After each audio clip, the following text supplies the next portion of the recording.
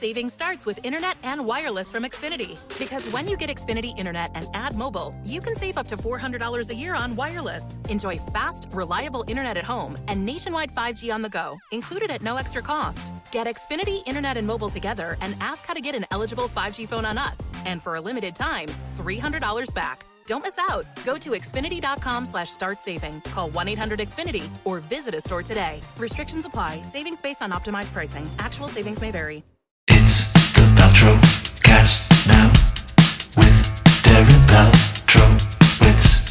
Get ready to listen to your favorite artists. Paltrowcast. Am I getting you from Austin, Texas? That's right. Wow. Okay. Everyone is moving to Austin these days. Tech, artists, professional wrestlers. Does it feel like an artistic community where you are? It feels like there is an artistic community here, but it definitely feels increasingly hostile to the kinds of things that artists and people who aren't rich in general need to live. Right. The cost of living being a city, being basically the San Francisco of Texas, I would guess. Yeah. But Definitely. On a brighter note, you have a great EP coming out in February, and I've heard some of the tracks that are coming out on that. How long ago did you finish the EP? Man, I finished it at the end of, I guess, fall of 2018, and the plan was to release it in April of I finished it in fall of 2019. Mm-hmm. The plan was to release it in April of 2020, but obviously the pandemic happened, and so it got pushed back until February of this year. So have you written like 50 new songs since then because, all the creative juices are going?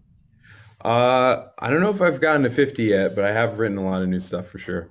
Yeah. And you're a very unique artist. I'm going to compliment the hell out of you. But when most people finish an EP, it's like, yeah, they just played bass on it or they just sang on it. And you're a one-man wrecking crew, for lack of a better term. Like, we're hearing you sing, we're hearing you play all the instruments, I believe producing it, doing the videos. It's not just a 2-day thing for you to make an EP like it might be for some other artists. Was that something that you wanted to do at the beginning of your career, be self-sufficient? No. My highest musical aspiration when I got started was to be the rhythm guitarist and backing vocalist in a band. That was actually my goal. And I started a band and auditioned a bunch of singers and felt like I think I can do this better. And so I made myself the singer, and I tried working with a bunch of producers, and I was like, I think I could do this better. And so I became the producer and tried working with people on videos, and I was like, I think I can do this better. And so, yeah, it was kind of been a snowball of, I guess, supreme confidence in my ability to teach myself new things. But I think it does allow me to have kind of an integrity in the work. Mm-hmm. And it's definitely giving people an insight into what's going on in my brain, because my brain is all over it. Right. I can't deny that. If it's you putting everything into it, of course it's going to come out, even if you try to play a character per se. And it's very interesting for me to hear that you initially just kind of wanted to be in the background, and then that's not what happened. Did you have somebody who recognized your talent outright and went, why aren't you doing all this? You are good at this. I definitely had people who were supportive. The person that kind of pushed me to get into music seriously in the first place was a friend of mine who played drums and found out that I played guitar and kind of started writing songs. And I basically got into it off of his enthusiasm, and then discovered how obsessed I was with it myself. But uh, yeah, a lot of it's been kind of a solitary process, honestly. Just I think when I started, I knew just enough about a lot of things to have strong opinions, and then that created the onus to know enough to back those opinions up with, an ability to actually make things. And so yeah, it's been a journey, coming from trying to record demos in my parents' basement on Mhm. a crappy IBM to producing records for myself and other people. Yeah. Another thing that I really admire you, because I did promise compliments, is that I can't name what genre your music is because it's poppy, it's catchy, so there's hooks, but there's rock elements to it, but there's R&B elements to it, but it's not light, so you're not going to call it metal and you're not going to call it punk, but there's an edge to it. So it's kind of like it's meaningful, but it's catchy. It could be in a soundtrack. It could be the only thing you're listening to rather than jogging to it. Do you have a way that you like to be thought of in general? I thank you. I appreciate that a lot. That ethos is kind of important to my art. I really enjoy a lot of different kinds of music, and I really think I try to meld a lot of influences, hopefully synthesizing them well enough that it's enjoyable as opposed to jarring. Um, I don't know. If I had my way and if I could get everybody to go along with it, I would say I make post genre music because I think in addition to feeling insufficient for me personally, I think historically, especially in music and especially in the United States, genre has been a largely a tool for segregation and for drawing political distinctions much more than drawing like musicological distinctions. Like you can have a pop song, and if the person's singing with a twang and wearing a cowboy hat, it's a country song. But there's Yeah. but it musically it's indistinguishable, from the song that another singer might be, wearing a sequin bathing suit while she sings. So I don't know. It feels more like a political and marketing distinction than some sort of nod in a lot of cases, not all cases, but in a lot of cases, than some sort of nod to a tradition, a musical tradition that's being carried forward. So yeah, I'd say I try to make post genre music, definitely with pop sensibility being key to it.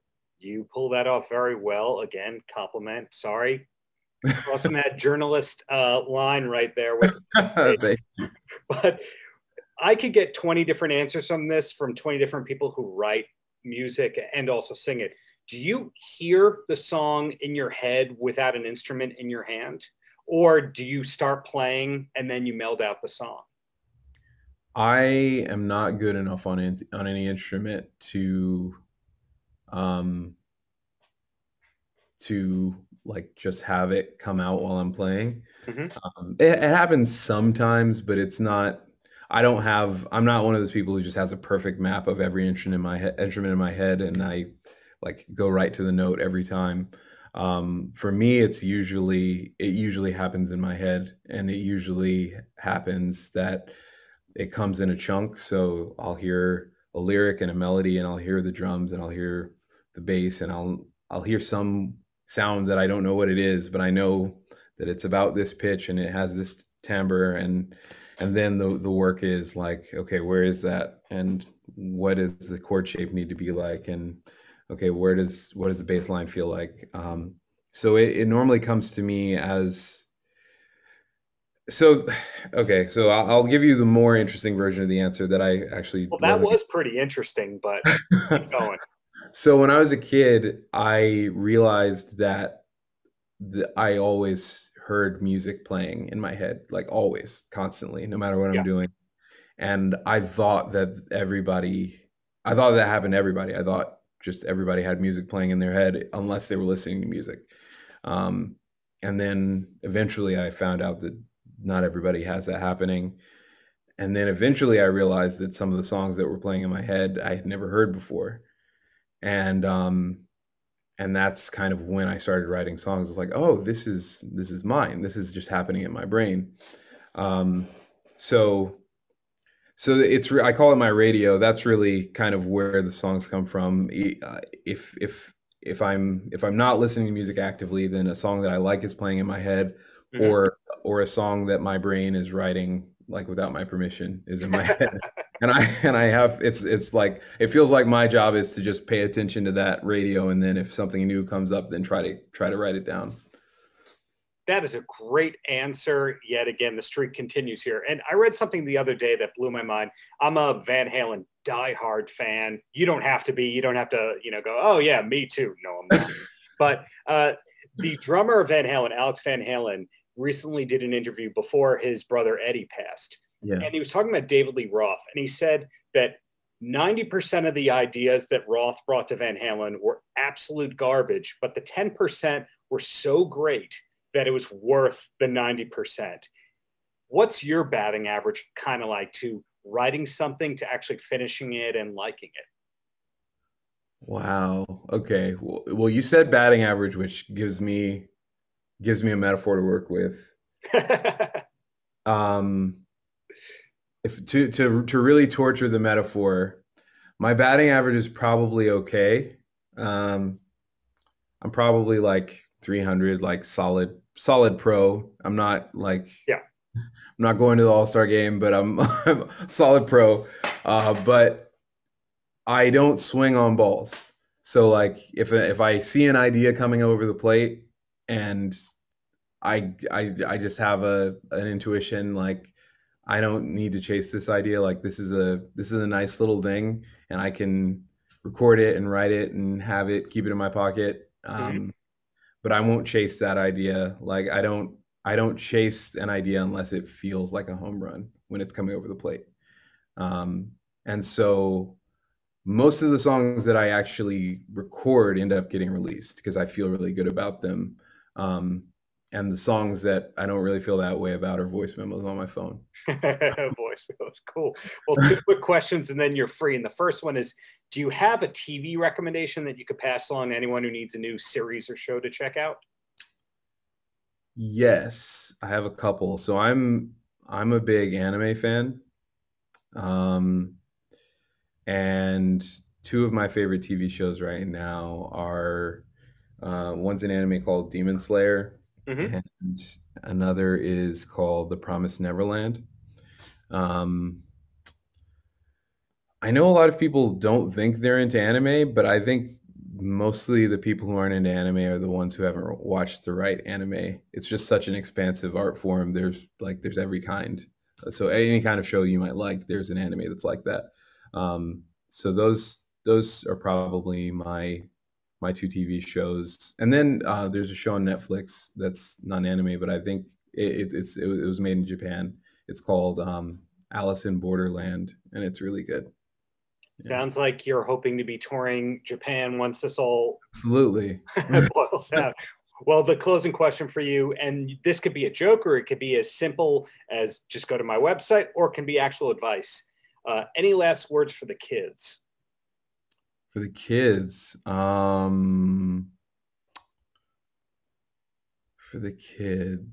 my advice for the kids is um,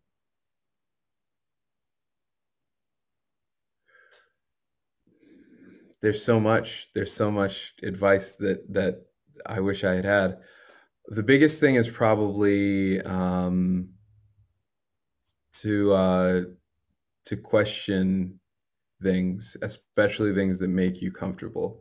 If there's something that people are telling you, whether that's like advice on how to live or on how the world should be or about history or any of those things, if it makes you feel very comfortable, if the story is very neatly leading to you being comfortable and powerful and all those things, it's probably not true. It's probably just a convenient lie that helps you be comfortable at the expense of other people who are being made uncomfortable. So question anything that makes you comfortable.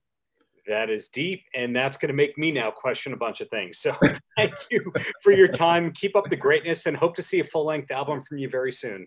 Absolutely. Thank you so much for having me. Thanks. Take care now. Take care. Outrocast. It's the Outrocast now with Darren Paltrowitz. Get ready to listen to your favorite artists. Outrocast. So leading into it, one thing I don't know, who knew who before the Mimic was made? Knew who? Nobody knew anybody. I met Jake at a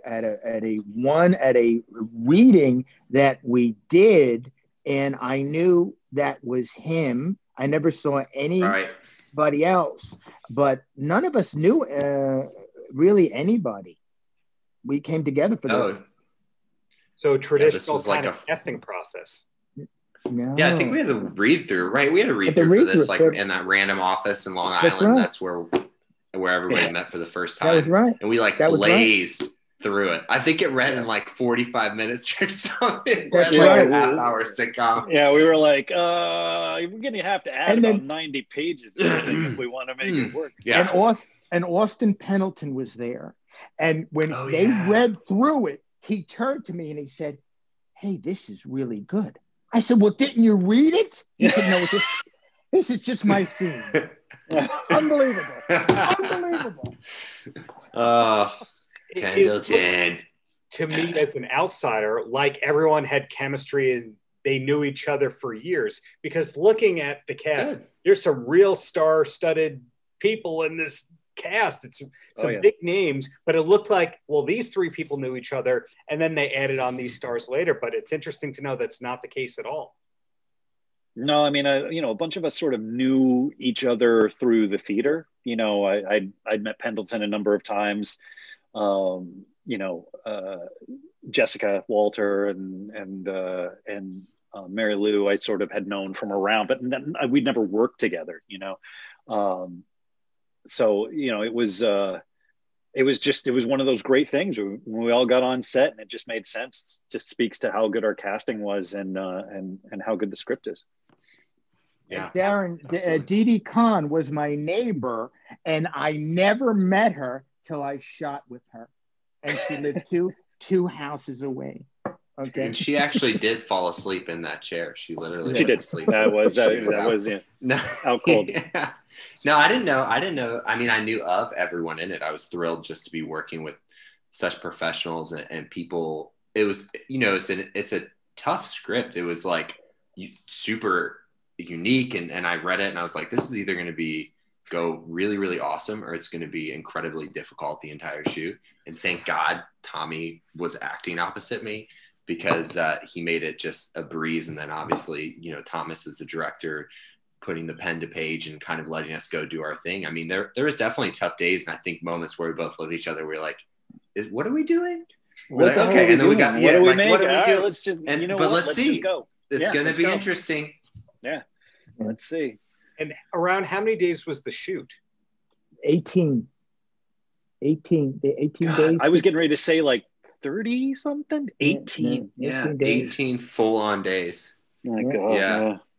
It was like it was a true indie filmmaking experience in the best sense of the word. Where it just seriously, I had to learn how to drive stick on and set. you had and you had a new baby on my too. Truck. Yeah, on your truck.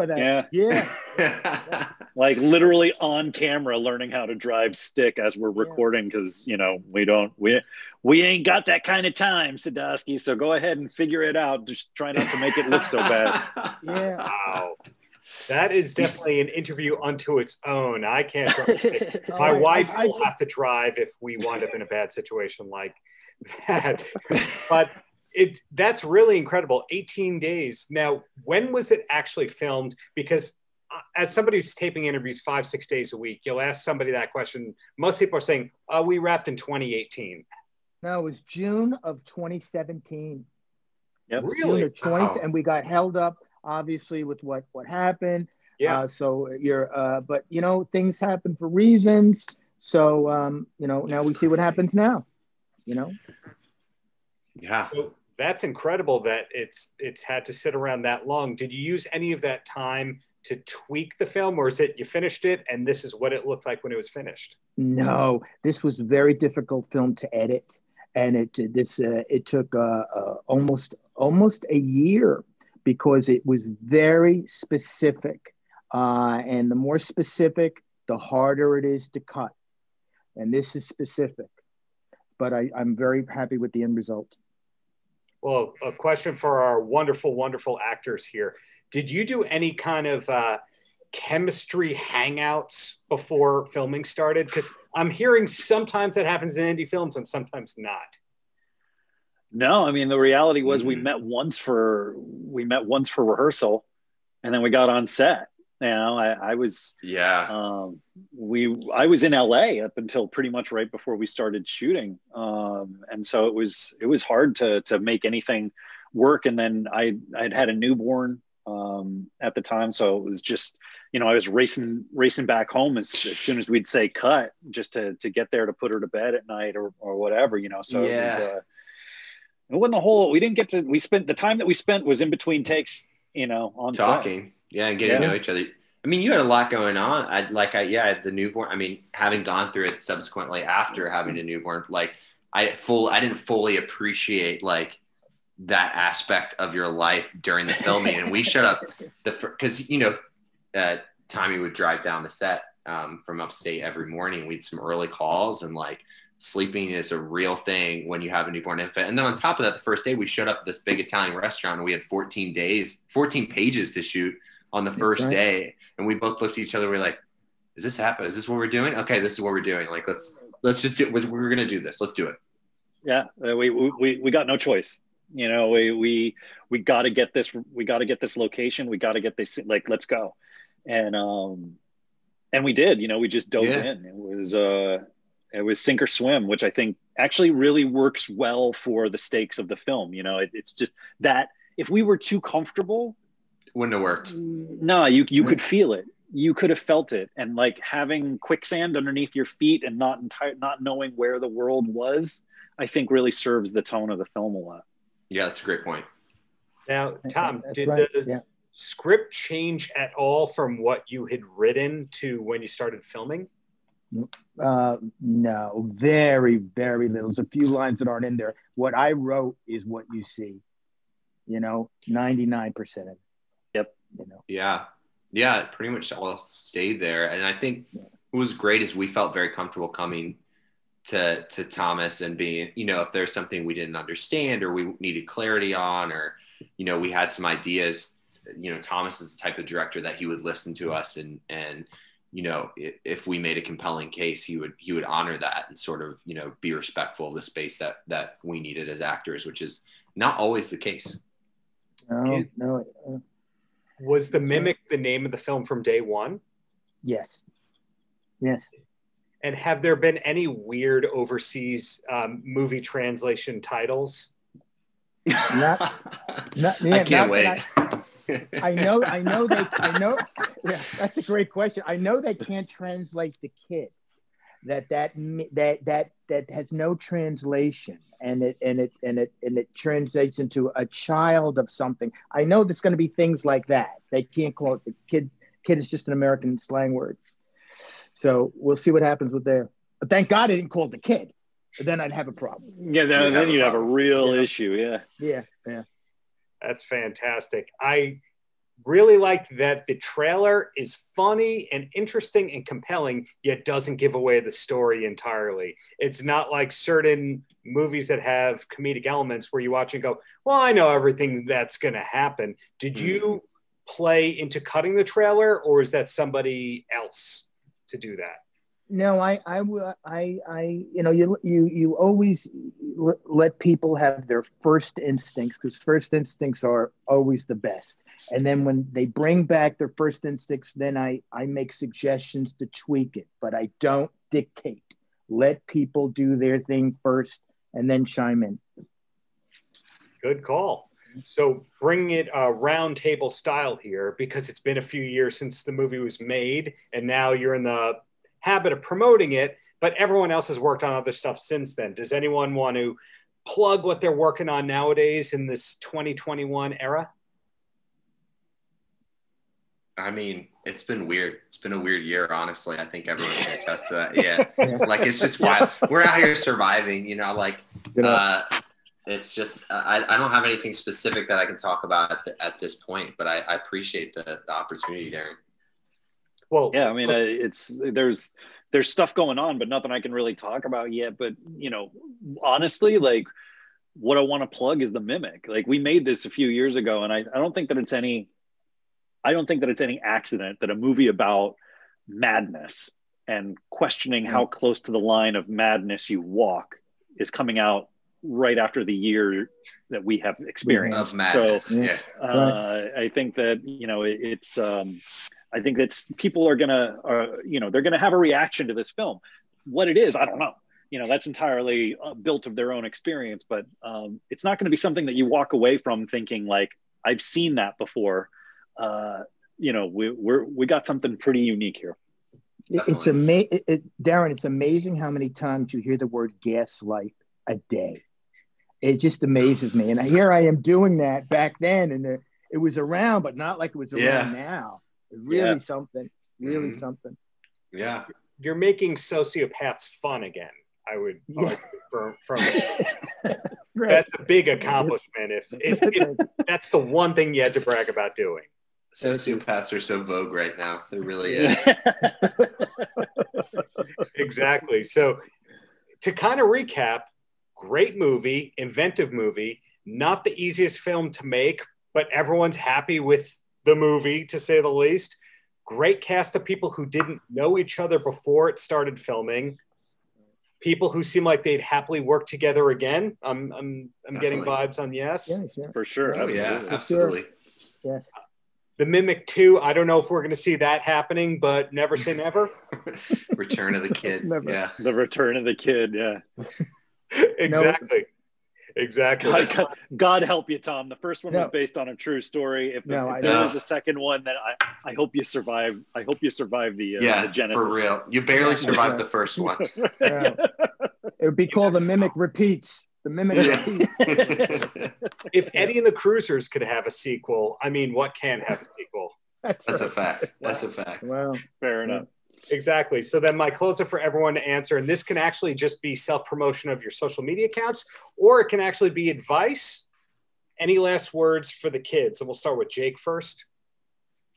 Just check out the movie on February 5th. Rent it, buy it, watch it. I promise you won't be disappointed. At the very least, you'll be engaged for the whole time. So we appreciate everyone that's watching it and taking the time to look at it and join our story.